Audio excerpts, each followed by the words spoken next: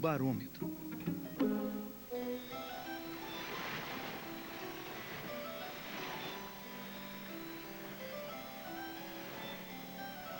Eis aqui um problema bem difícil. Nenhuma bomba, mesmo as que foram fabricadas pelos melhores engenheiros da cidade, conseguem içar a água acima de 18 braçadas, equivalente a uma dezena de metros acima do rio Arno. Em desespero de causa, os encarregados da água em Florença decidem ir ter com alguém mais sábio que todos os engenheiros juntos, o ilustre Galileu em pessoa. Infelizmente, o velho homem chegara ao fim de sua vida e morre em 1642. Mas o problema, como vem, está bem plantado no espírito de vários sábios.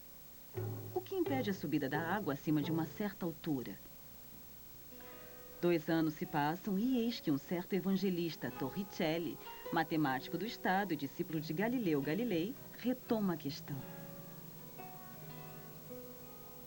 Mas compreender significa, naquela época, fazer experiências e manejar colunas de água de 10 metros de altura. Não é coisa fácil. Torricelli tem ideia de substituir a água pelo mercúrio, um líquido muito mais denso que a água. Torricelli enche um tubo de vidro com mercúrio, fecha-o com o dedo e o embarca em uma bacia também cheia de mercúrio. Então Torricelli observa que o mercúrio não se esvazia na bacia e que o tubo continua contendo cerca de 76 centímetros de mercúrio, independente da altura do tubo. Ele crê que é o ar que faz pressão sobre a bacia e impede o tubo de se esvaziar. Em suma, senhores responsáveis da água de Florença, saibam que se não conseguem fazer a água subir acima de 10 metros do Arno, é por causa da pressão atmosférica que é baixa. E assim o evangelista Torricelli inventou o barômetro. Não foi bem assim, pois antes de chegar lá, precisamos dar atenção a um francês, um certo Blaise Pascal. Nos idos de 1640, Pascal ainda não se tornou um filósofo, mas é um notável homem das ciências e incansável experimentador.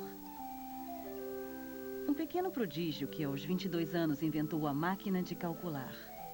Agora, esta experiência de Torricelli, comentada em todos os círculos de sábios, sugere-lhe indagações. É preciso confirmá-la. Ele se põe a trabalhar.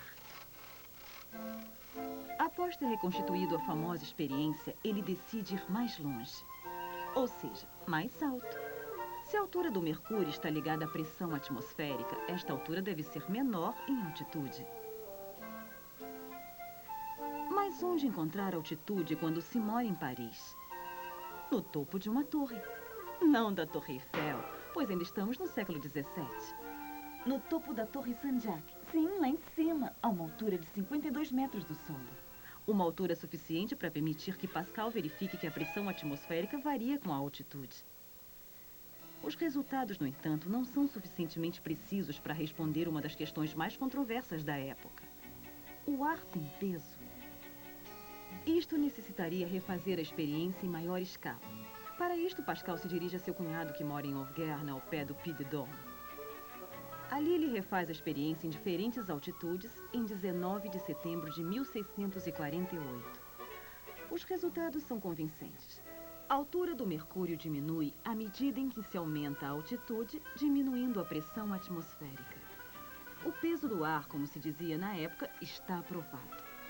30 anos depois, em 1676, a Academia das Ciências nomeará o tubo de Torricelli, barômetro.